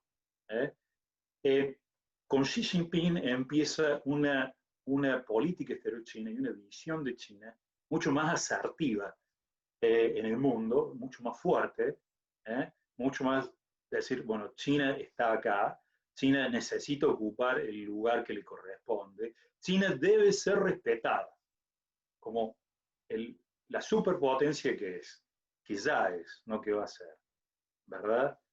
De hecho, en algunos indicadores, China se ha superado económicamente a Estados Unidos. Por supuesto, sigue habiendo una enorme asimetría militar, por el momento, por los próximos años. Pero hay un cambio, digamos, entre la tradición que habla Xi Jinping en 1978 y que se termina con la asunción, que abre Deng Xiaoping, perdón, y que termina con la asunción de Deng Xiaoping. Es esta China también más asertiva, la que empieza también a generar mayor prevención alrededor del mundo, ¿verdad? Me podría extender largamente con estas dos excelentes preguntas, pero acá están los temas fundamentales para avanzar en una reflexión sobre esto. Siguiente pregunta, le damos la palabra al señor Mariano Causino y continúa después Ángel Bestani. Adelante, por favor, Mariano. Gracias. ¿Cómo está, Gonzalo? Un abrazo de Buenos Aires. Solamente que te tengo que reclamar que nunca que incumpliste tu visita en su día. Te quiero preguntar, ¿qué pensás que va a ocurrir si gana Biden o si gana una segunda presidencia Donald Trump en relación a todos estos asuntos que también trataste? Muchas gracias, un abrazo. Un gusto, embajador Mariano, placer compartir esta actividad contigo. Aquí dejamos ya la academia y pasamos a la futurología, ¿verdad? Y siempre digo que los académicos somos bastante malos pronosticando el futuro. Pero, no quisiera dejarlo sin alguna reflexión. Evidentemente, una elección, una reelección de Trump nos hace pensar en elementos de continuidad de su primer mandato en su segundo mandato, de afirmación de muchos elementos de continuidad, pero por supuesto este año la disrupción ha sido enorme en Estados Unidos. Este es un año como muy poco en la historia de Estados Unidos, ¿verdad? Tenemos una destrucción del empleo que llegó a 42, 43 millones de puestos de trabajo, ahora se ha recuperado un poco, un déficit fiscal en expansión del último mes de 800 mil millones de dólares aproximadamente en un mes, y etcétera, una serie de elementos, una cantidad de muertos que mucha gente ya ha naturalizado, pero estamos, no he visto la cifra de los últimos días, pero alrededor de 130.000 muertos.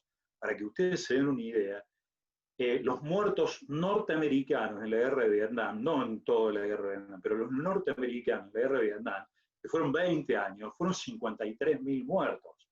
Estamos hablando más del doble de muertos que en la guerra de Vietnam en 3 o 4 meses, que en la guerra de Vietnam que duró 20 años.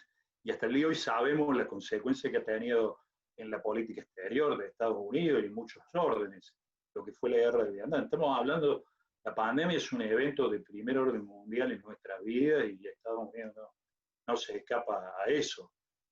Y estamos ante las elecciones más raras de la historia de Estados Unidos también, porque son elecciones en una situación inédita, con una campaña, unas primarias demócratas totalmente distorsionadas por esto que ha pasado, donde hay un candidato que va a desafiar al presidente que por supuesto era conocido, pero el proceso de instalación normal de un candidato después de unas primarias no se ha producido. Quedan todavía varios días hasta las elecciones, muchas semanas, ¿verdad? Pues pasan muchas cosas.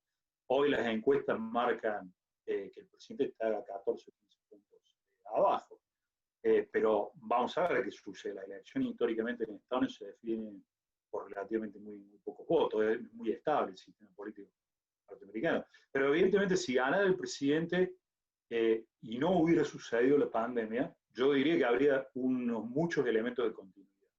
Ha sucedido la pandemia y esto puede llegar a cambiar en algo, cómo sería un segundo mandato, con respecto a las probabilidades si llega a ganar Joe Biden.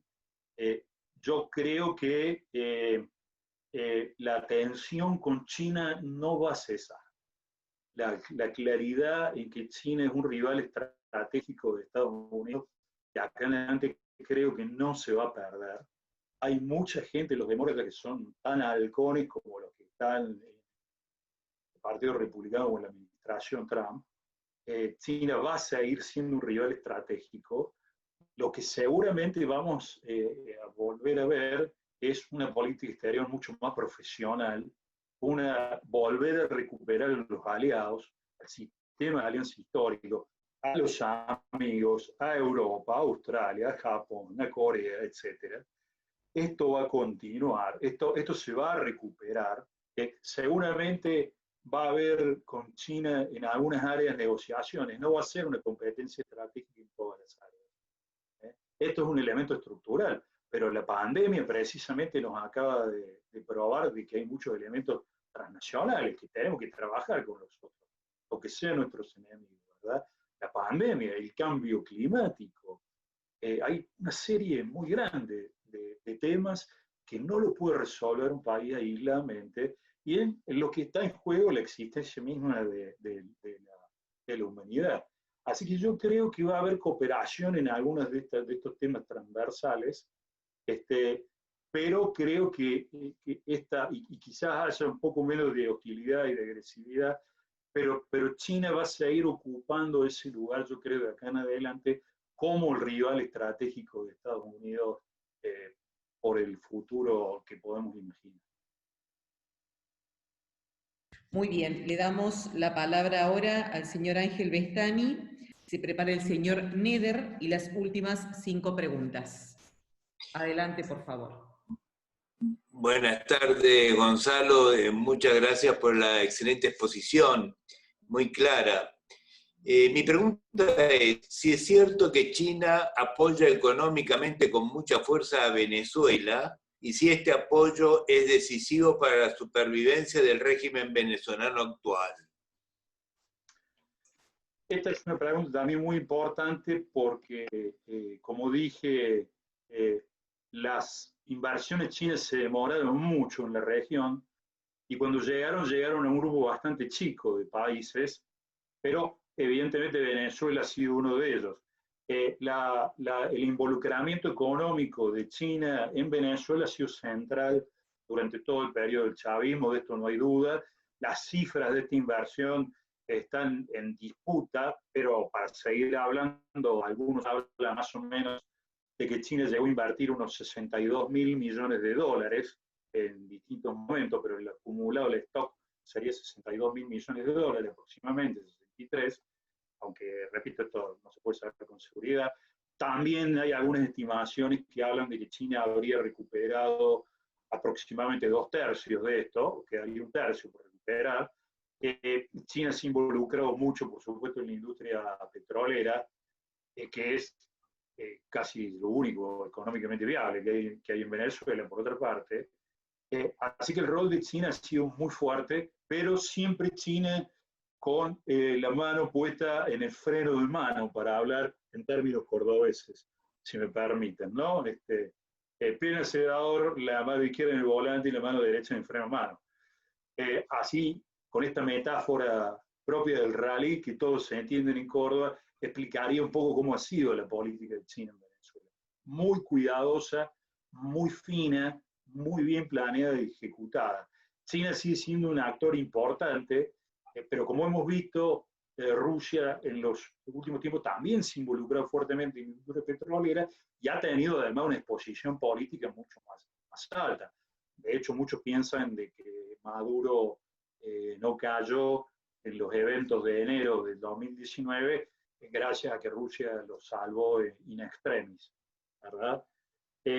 Así que el rol de Rusia ha sido destacadísimo en el presente y en cómo siga el futuro de Venezuela. Así que China ha intentado mantener un perfil bajo en Venezuela.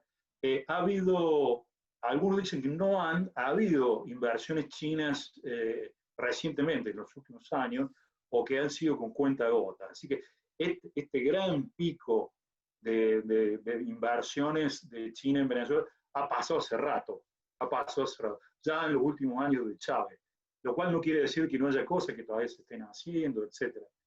Y China ha defendido públicamente principios de no intervención, de soberanía, de respeto a las autoridades existentes de China y oposición a cualquier cambio que se dé por la fuerza o por fuera de las instituciones que existen en Venezuela. Ha sido muy legalista, y a la vez China también ha establecido un diálogo importante con la oposición en Venezuela. China tiene puertas abiertas de diálogo con la oposición. Así que repito, la posición de China en Venezuela viene desescalando fuertemente en los últimos años y sigue manteniendo una política de perfil bajo.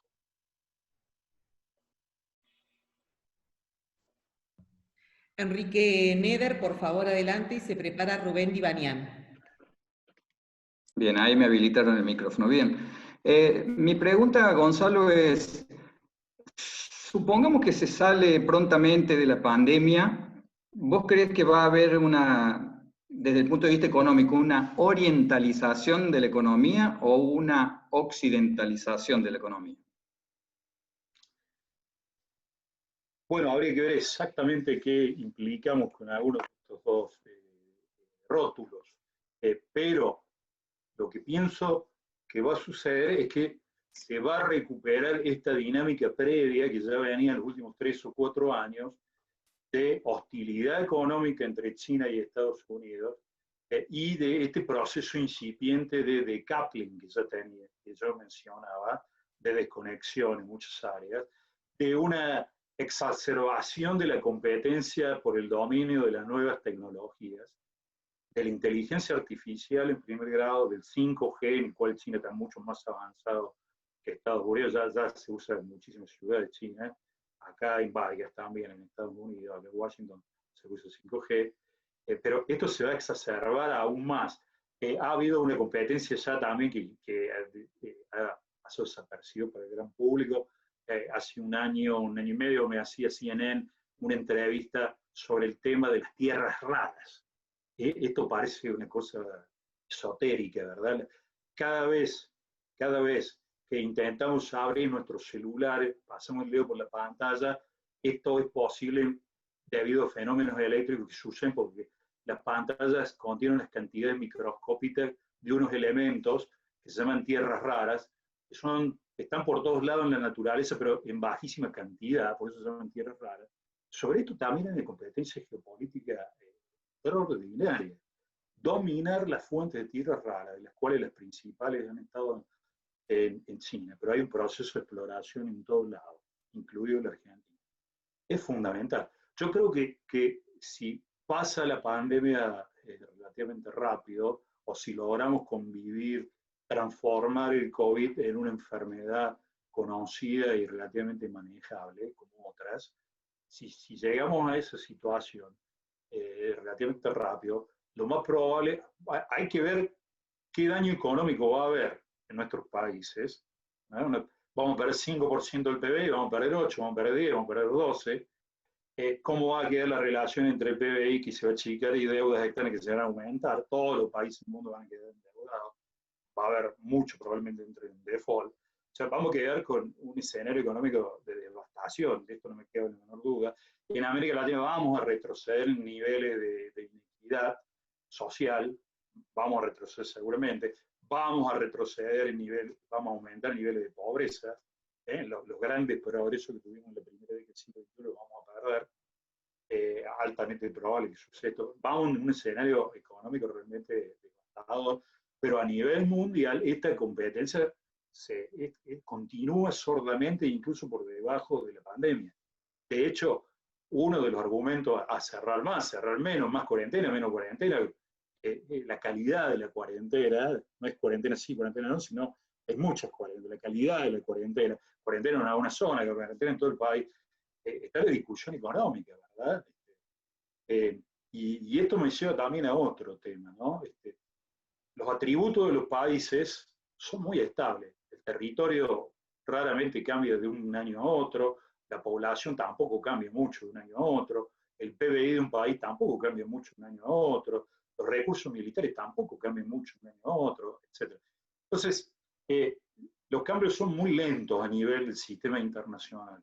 Ahora bien, hay algunas disrupciones en la historia, y esta podría ser una de estas, algunas piensan de que no va a llegar a ser así, pero esta podría llegar a ser una disrupción donde se produzcan reacomodamientos en el ranking mundial, digamos, ¿no? Sabemos cómo entramos a esta pandemia, pero no sabemos cómo vamos a salir. Este es un interrogante muy importante. La lucha económica va a continuar, economic statecraft, la intervención política en los asuntos económicos es ahora de cara mundial. No un fenómeno aislado, ni un fenómeno focalizado en gobiernos autoritarios o comunistas.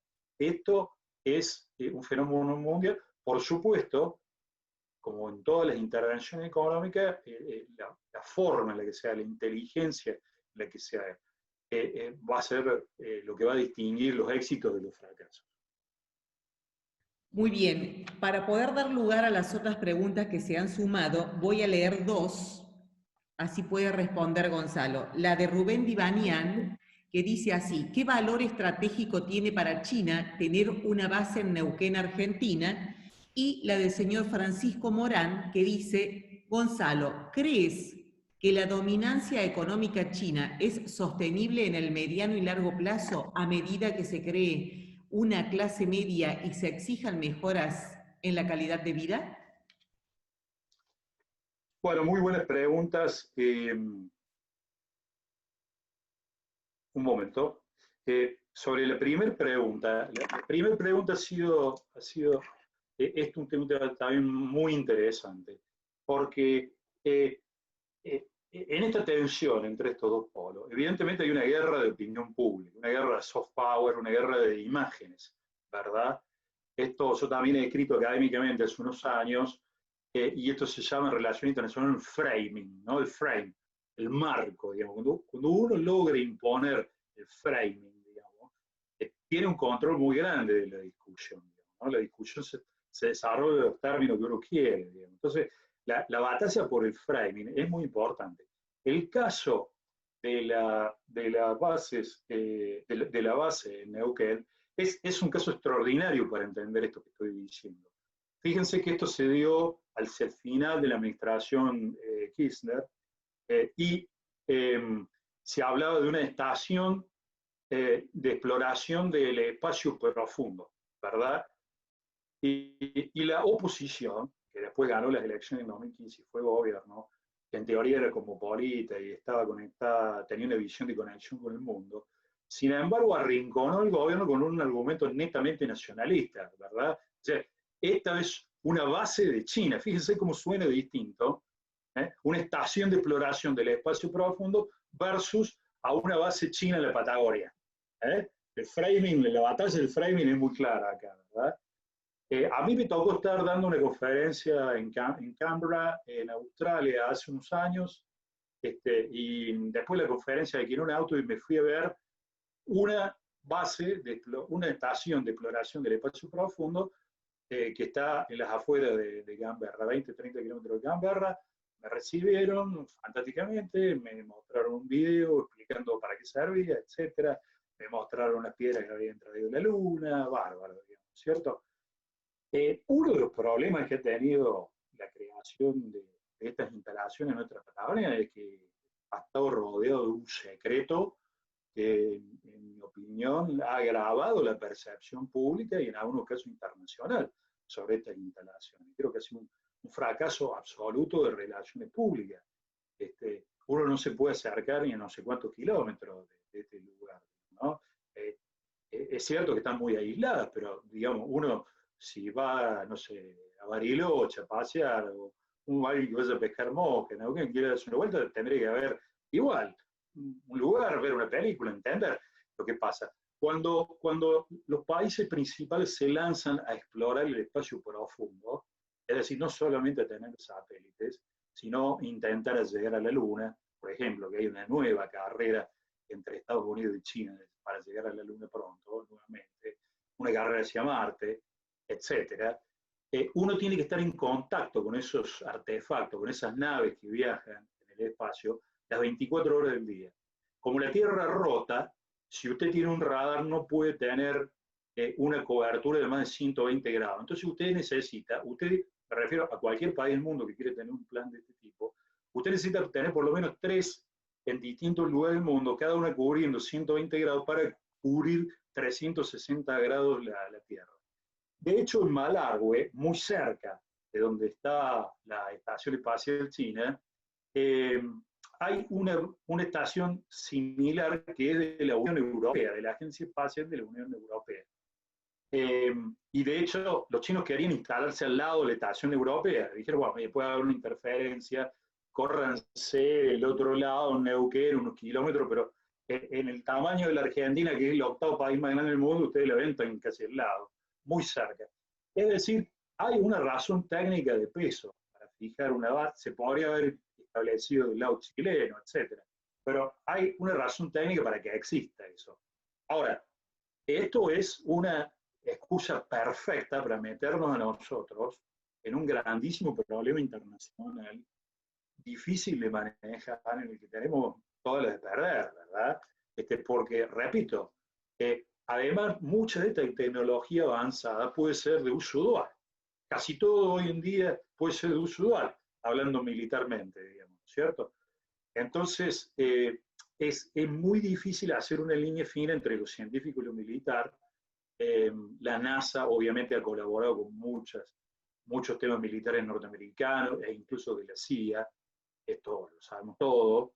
En China el programa espacial no es como la NASA, una agencia formalmente independiente y civil, sino que depende del ejército chino, así que la conexión es aún más inmediata. Este es un tema fácil y que se presta para hacer política interna e internacional, para generar un debate muy grande. Yo creo que Argentina podría tomar medidas prácticas, abrir la base, hacerla transparente. En el gobierno de Macri se firmó un protocolo que establece, adicional a los acuerdos que se habían firmado en la época de kirchnerismo, que establece el uso pacífico de la base, que los resultados de las investigaciones que allí desarrollan investigadores argentinos también sean públicas. Creo que Argentina tiene que apropiarse de la base desde el punto de vista de su manejo de las relaciones públicas y tener una política muy transparente. Esto tiene que ver un poco con la pregunta que me hacía Jorge Vasconcelos de transparencia. Creo que esa idea de aplicar la base creo que es fundamental. Nos va a ahorrar muchísimos disgustos y quizás no nos escapemos de algunos disgustos.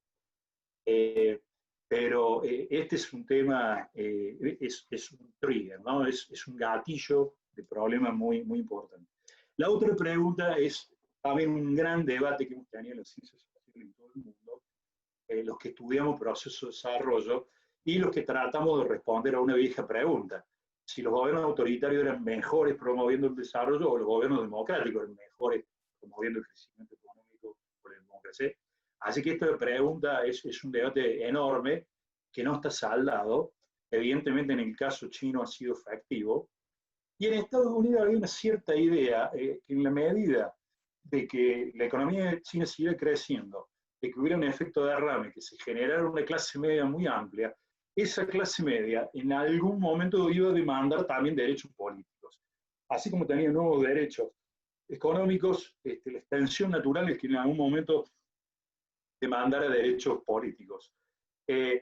Hasta el momento, obviamente, esto no ha sucedido. Cuando se dio un esbozo de esto, que fue en los eventos de Tiananmen en la noche del 3 al 4 de junio de 1989, cuando en Europa ocurría la caída del muro de Berlín y todo el proceso de desmantelamiento de la Unión Soviética, en China hubo un fenómeno incipiente parecido que fue suprimido de un modo drástico de raíz, con un saldo de muchos muertos, y ahí se abortó la evolución que parecía natural a la extensión de los derechos económicos en derechos políticos.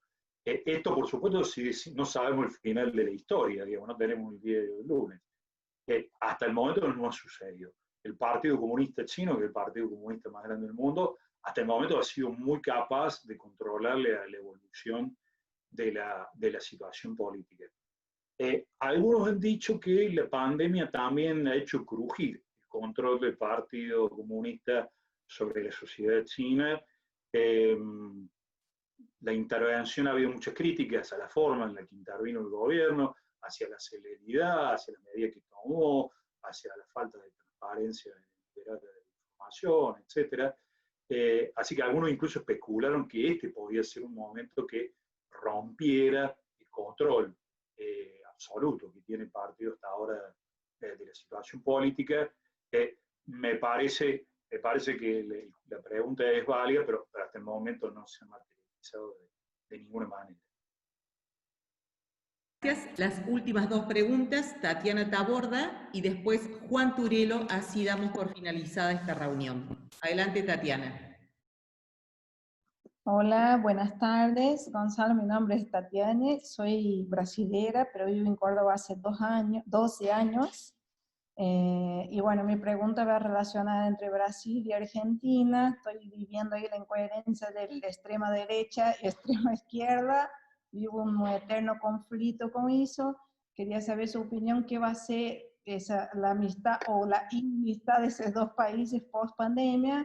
Con la verdad que venimos del desgobierno al revés, que allá estaba extrema izquierda y acá derecha, y ahora vivimos ese compaso ahí loco. Gracias. Bueno, conectando su pregunta con la conferencia, creo yo que entre Brasil y Argentina existe una relación muy importante que ya lleva más de 5 siglos, que viene desde la línea de Tordesillas y la separación del imperio portugués y del español, que ha atravesado el imperio brasileño y las Provincias Unidas del Río de la Plata y la Confederación Argentina. Yo creo que en el año 83, con el retorno de la democracia a la Argentina, y en el 85, con el retorno de la democracia a Brasil, se estableció, se intentó generar una relación bilateral que es la principal en América del Sur, es estructural, de distinta naturaleza, menos competitiva. Además, es verdad de que Brasil está jugando en otras ligas, no en la liga que está jugando Argentina. Pero Argentina tiene un rol importante en la región. Y se construyó mucho. Se construyeron los acuerdos nucleares, que son la base de seguridad, la relación entre los dos países, y después se construyó el Mercosur. A veces cuando se habla de los rendimientos declinantes del comercio en el Mercosur, etc., a veces nos olvidamos de esos pilares, de esas bases estructurales del acuerdo de seguridad, de la política de la seguridad nuclear, son la base de la relación entre los dos países. Creo que la política exterior de Brasil, bajo la administración del presidente Bolsonaro, ha estado muy politizada hacia la Argentina y hacia el resto del mundo. Brasil ha perdido algunos ejes históricos de política exterior. La percepción de los intereses de Brasil ha variado drásticamente, y esto no sabemos si simplemente va a durar durante el tiempo del presidente Bolsonaro en el poder, y después vamos a volver a una política exterior brasileña mucho más clara y más conectada con la historia de Brasil, digamos, ¿no? Y como usted bien señalaba, en Argentina ahora hay un gobierno de signo ideológico diferente. Siempre la política exterior se presta para hacer política interna, también sucede en Estados Unidos, por supuesto. Así que este es un tema. Yo lamento que los dos gobiernos no sean capaces de encontrar una forma de mantener las relaciones estructurales entre el pueblo brasileño y el pueblo argentino, entre la economía de Brasil y la economía de Argentina, y entre las políticas exteriores de Brasil y de Argentina, que es fundamental que tengan algún grado de coordinación. Por supuesto que el Mercosur venía muy mal, y que durante el kirchnerismo incluso la relación de la Argentina con el Mercosur fue muy, muy mala.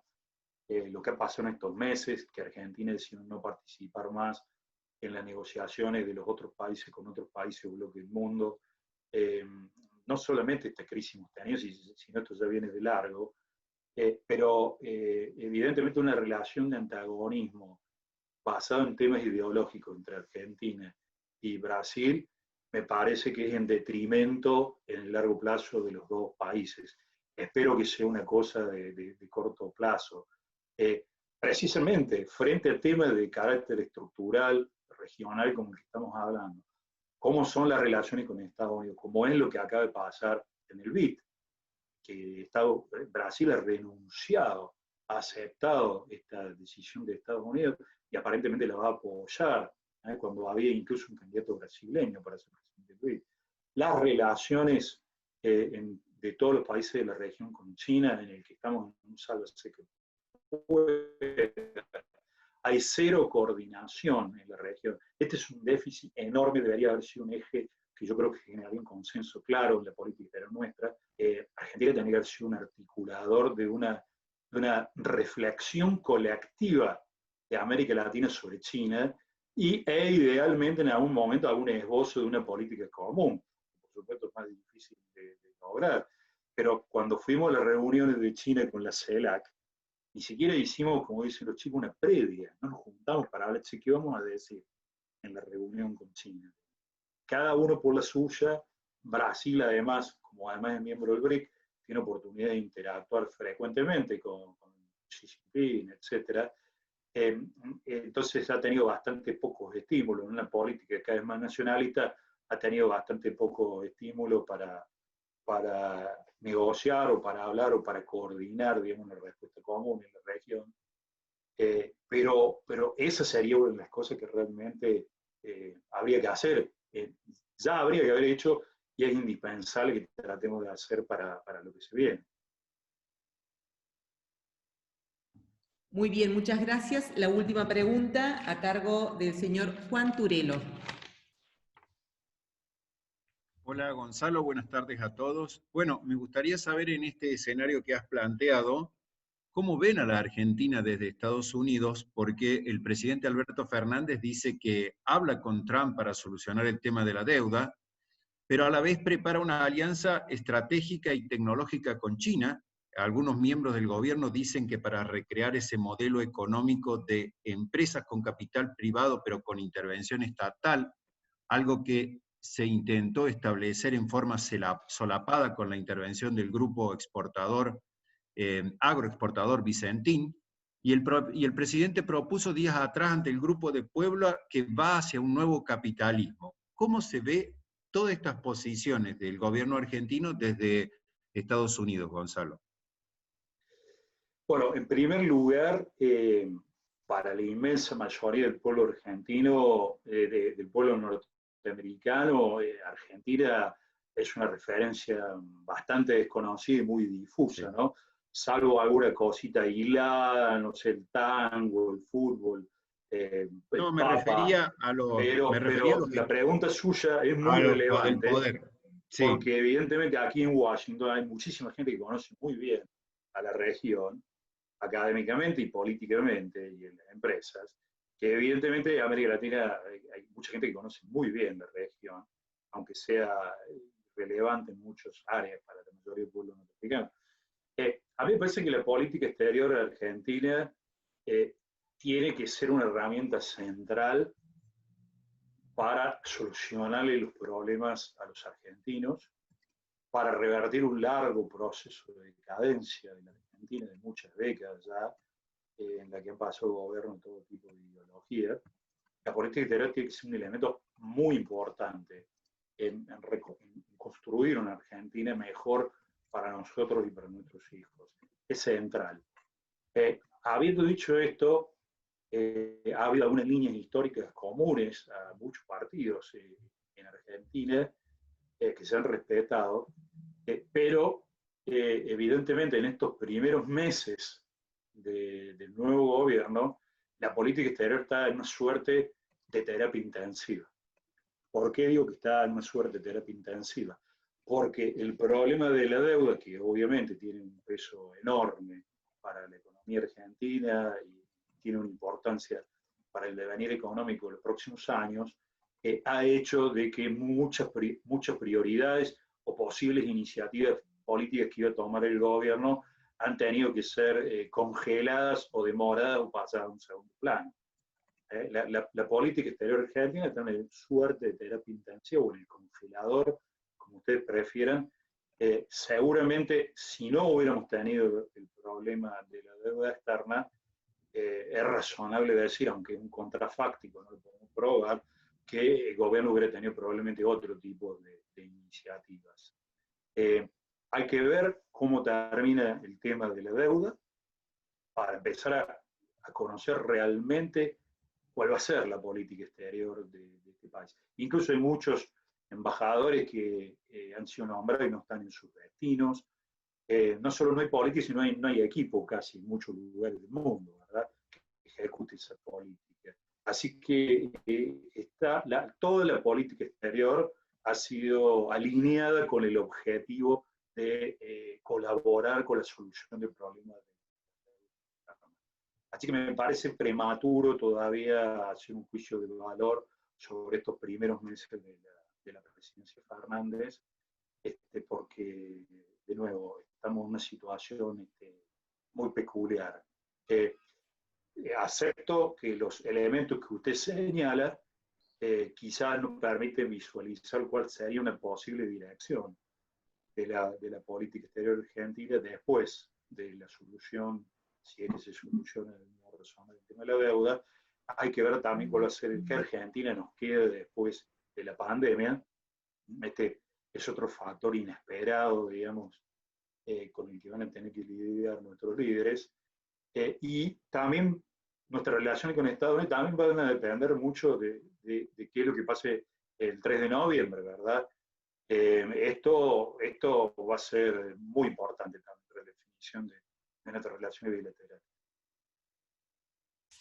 Perfecto, brillante, Gonzalo, la verdad que muchísimas gracias. Y antes de informar acerca de las próximas reuniones vía Zoom para la semana próxima, agradecemos con un aplauso virtual, como lo venimos haciendo con los demás disertantes. Brillante, muchas gracias. Muchas gracias a ustedes. Bien. Muchas gracias por la atención y mucha fuerza Argentina, mucha fuerza Fundación Mediterránea. Muchas gracias. Bien, vamos a la semana que viene, tenemos 2 reuniones vía Zoom.